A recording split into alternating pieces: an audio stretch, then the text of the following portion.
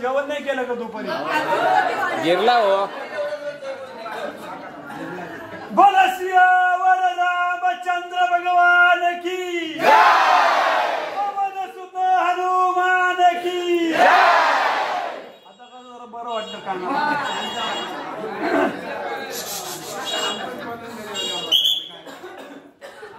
आपण आता ज्या ठिकाणी आलो या ठिकाणाचं नाव आहे गोरेराम.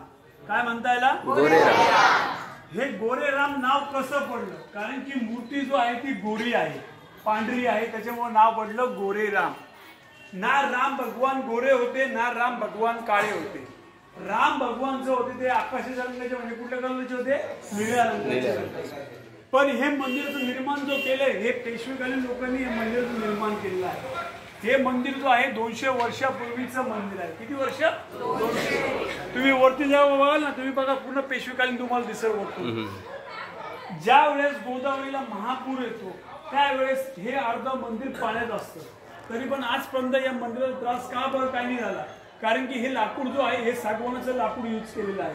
त्यामुळे आजपर्यंत या मंदिराला काही झालेलं नाही. आता यापुढे आपण जो कपालेश्वर मंदिरचं दर्शन केलं ना सर्वांनी? कपालेश्वर मंदिर दर्शन कोणाला कोणाला नंदी भेटला नाही? नंदी कोणाला भेटला नाही? भेटला ना? का बरं नाही भेटला ते ऐकून घ्या. ऐका.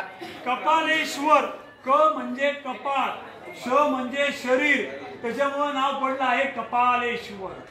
भारतामध्ये 12 ज्योतिर्लिंग. प्रत्येक ठिकाणी महादेवासमोर कोण सेवा करतो? नंदी. पण या ठिकाणी तुम्हाला नंदी का नाही भेटला? कारण की या ठिकाणी त्यांना गुरु मानलं होतं. गुरु का बरं मानलं होतं? ब्रह्माचे किती मुख होते? ब्रह्माचे मुख होते 5. त्यातले 4 मुख जो होते ते वेद पडत होते. एक मुख जो होता तो महादेवाची निंदा करायचा. त्यावेळेस महादेवाला राग आला. रागाच्या भरात त्यांनी काय केलं? त्यांना माहित नव्हतं की ते मुख कोणाचं आहे, पण त्यांनी त्रिशूळ फेकून ते मुख कापून टाकलं. कापल्यानंतर त्यांच्या डोक्यावरती ब्रह्मा त्याचा पाप चढलं. ते ब्रह्मांडमध्ये फिरून आले तरी त्यांचा पाप नष्ट नाही झाला. पाताळामध्ये फिरून आले तरी त्यांचा पाप नष्ट नाही झाला. मग ते फिरता फिरता या पृथ्वीवरती आले. त्यावेळेस ना इकडं दुकान ना मकान काहीच नव्हतं. हे पूर्ण जंगल होतं. त्या जंगलाचं नाव होतं दंडकारण्य. दंडक म्हणजे कोण? रामाचा सावत्र भाऊ. त्याला श्राप भेटला होता का तुला पूर्ण जंगलामध्ये तुझा विस्तार होईल. तर त्र्यंबकेश्वर पासून तर रामेश्वर पर्यंत पूर्ण त्याच्या जंगलामध्ये विस्तार झाला. या ठिकाणी फक्त नंदींचा वास होता. ज्या वेळेस महादेव फिरता फिरता या ठिकाणी आले त्यावेळेस नंदीने महादेवाला विचारलं का महादेव तुम्ही का बरं काय त्रस्त म्हणजे काय त्रासामध्ये? त्यावेळेस त्यांनी काय सांगितलं का माझ्या हातून ब्रह्महत्या झाली आहे, त्या पापाचं निवारण करायचं आहे, तुमच्या जवळ काही उपाय असेल तर मला सांगा. त्यावेळेस नंदी त्यांना काय सांगतो? समोर जो गोदावरी आहे त्या ठिकाणी जा, आंघोळ करून या, मग मी तुम्हाला सांगतो. म्हणून मी तुम्हाला सर्वात पहिले पुढे घेऊन गेलो. कारण की काय असतं माहितीये का? आपण जेव्हा पायी पायी चालतो तर आपल्या पायाखाली किडे मकोडे एवढे मरतात, त्याचा पाप पण आपल्या डोक्यावरती चढतो. आपण जे घरात काही पाप केले असतील त्या पापाचं पण निवारण त्या गोदावरीची होतं. तसेच महादेव तिथे गोदावरी गेले, आंघोळ करून वरती कोल्ह्या बसून हात जोडून नंदी समोर उभे राहिले. त्यावेळेस नंदीने काय सांगितलं? महादेव तुमच्या डोक्यावर जो पाप आहे त्या पापाचं निवारण झालं. पण त्यावेळेस महादेवाने काय सांगितलं का? नंदी तुम्ही मला हे उपाय सांगितला, आजपासून तू माझ्यासाठी गुरु झाला. जेव्हा गुरु मानता तर शिष्य सोबत कधी गुरु असतो का? त्यामुळे या ठिकाणी नंदी नाहीये. आजच्या तारखेला आज तुम्ही जो महादेवाचं दर्शन केलं तर 12 ज्योतिर्लिंगाचं दर्शन केल्यासारखं पुण्य मिळतं. एवढं ते महत्वाचं मंदिर आहे कपालेश्वर. बोला हर हर. आता यापुढे आपल्याला जायचं आहे रामाची पर्णकुटी. पर्णकुटी म्हणजे राम भगवान ज्या ठिकाणी राहिले होते झोपी म्हणून त्या ठिकाणी जायचं आहे. तिथला सर्वात पहिला नियम. बरं आता मला एक सांगा, याच्यात लग्नवाले किती हातवरती करा? बरं ज्यांनी ज्यांनी आपली सीता सोबत आणली असे किती लोक आहेत?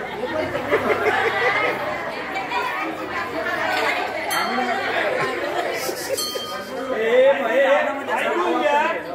तिथला तिथला नियम असा आहे का सर्वात पहिले ज्यांनी जोडीने आलेले आहेत जोडीनं त्यांनी आपला उजवा पाय आतमध्ये ठेवून डोक्यावरती महिला मंडळ जेवढं लग्नाचे झालेले आहे त्यांनी डोक्यावरती पदर घ्यायचा आणि मग आतमध्ये यायचा. ज्यांचा राम घरी आहे आणि ते एकटी आलेले आहे सीता तर तिने काय करायचं आपल्या रामाचं नाव घेऊन मग आतमध्ये राईट उजवा पाय ठेवून आतमध्ये यायचं आहे. ज्यांचा राम घरी ज्यांची सीता घरी आहे तर रामाने काय करायचं तिचं नाव घ्यायचं मग आतमध्ये यायचं आहे.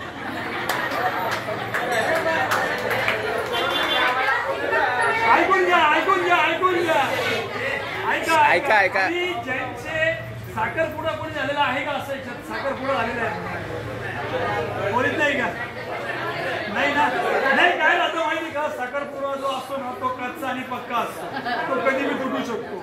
तर त्यांनी काय करायचं आई वडिलांचं नाव घ्यायचं आतमध्ये यायचं आणि ज्यांचं लग्न व्हायचं आहे असे एक पोरं पण आहे तर त्यांनी काय करायचंय आपल्या आई वडिलांचं नाव घ्यायचं आपल्या कुलदेवीचं नाव घेऊन मग आतमध्ये यायचं आहे.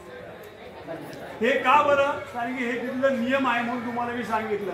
आणि एक लक्षात ठेवा आपला जो राम आणि सीता जो आहे त्यांनी काय करायचं आपल्या आपल्या रामाचं नाव घ्या आणि जी सीता आहे तिने पण काय करायचं आणि दुसरीची सीता उचलू नका फक्त चालल्या जोडीने घेऊन असं करू नका. हे नियम जो आहे हे पुढच्या मंदिराचे आहे.